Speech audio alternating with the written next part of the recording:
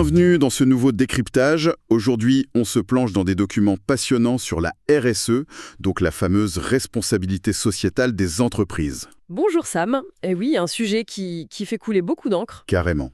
Et notre mission pour cette analyse, c'est de se concentrer exclusivement sur l'étape 1 de nos sources, c'est-à-dire le pourquoi. On adopte une approche hyper opérationnelle pour montrer comment la RSE, c'est un vrai levier de performance pour les patrons de PME. Exactement. Loin des clichés habituels, quoi. Voilà. Alors, décortiquons tout cela. Souvent, la RSE est perçue à tort comme une simple œuvre de charité qui ampute les bénéfices, non? Ah mais c'est le piège classique. Et ce qui est fascinant ici, c'est que les textes recadrent ça tout de suite. C'est un impératif stratégique pour la survie à long terme, tout simplement. Attendez, la survie, c'est un mot un peu fort quand même, non? Mais c'est une réalité. Les sources montrent que les grandes entreprises exigent de plus en plus de garanties ESG, donc environnementales, sociales et de gouvernance, de la part de tous leurs fournisseurs. D'accord, donc la pression redescend sur les PME. C'est ça. Prenez le récent code allemand sur le devoir de vigilance. Une PME qui ignore la RSE aujourd'hui risque littéralement de perdre ses contrats dans les chaînes d'approvisionnement mondiales. Ah ouais, je vois le genre. En fait, ignorer la RSE aujourd'hui, c'est un peu comme refuser de mettre à jour le système d'exploitation de son ordinateur. C'est une super analogie, ça. Bah oui, au début tout va bien, on s'en fiche. Mais très vite, on n'est plus du tout compatible avec le reste du marché, on est hors jeu. Exactement. La conformité maintient l'entreprise dans la course. Et une fois qu'on a sécurisé ses contrats, donc les revenus, la RSE aide aussi à réduire les dépenses. C'est vrai que la transition est logique. Mais comment ça se matérialise concrètement? Parce qu'on parle de baisser le chauffage d'1 degré pour sauver les marges. Alors oui, mais c'est bien plus systémique que ça. Les documents détaillent comment l'efficacité énergétique et une meilleure gestion des ressources réduisent vraiment les coûts opérationnels. Ah oui, le fameux coût des marchandises vendues? Voilà, des actions très simples comme le recyclage des chutes, réduire l'eau chaude de 20% ou gérer l'éclairage de l'usine, ça diminue les coûts directs. Ce qui augmente directement la marge bénéficiaire nette. Tout à fait, et ça rend l'entreprise hyper compétitive. L'écologie qui augmente les marges, c'est pas juste un mythe. Et voici où cela devient vraiment intéressant.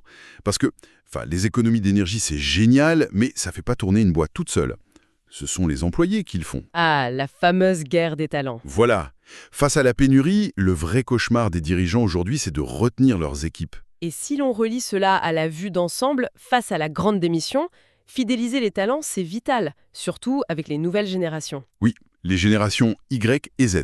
Ouais, ils exigent des valeurs partagées. Les données du cabinet Marsh & McLennan dans nos sources le prouvent. Ils disent quoi exactement ces chiffres? Ils montrent que les entreprises avec de fortes performances ESG ont une satisfaction globale des employés supérieure de 14% à la moyenne mondiale. Waouh, 14%, c'est énorme. C'est massif. Le sentiment d'utilité au travail crée une loyauté qu'une simple petite augmentation de salaire peut pas acheter. Ça réduit drastiquement le turnover et ça booste la réputation. Ce qui coûte beaucoup moins cher que de recruter en permanence. Alors, que signifie tout cela en pratique? Il faut passer à l'action. Exactement. Le devoir pratique tiré de nos sources pour enclencher cette dynamique, c'est de rédiger une déclaration de raison d'être, le Purpose Statement en anglais. Une étape fondamentale, ouais. La vraie boussole de l'entreprise. C'est ça.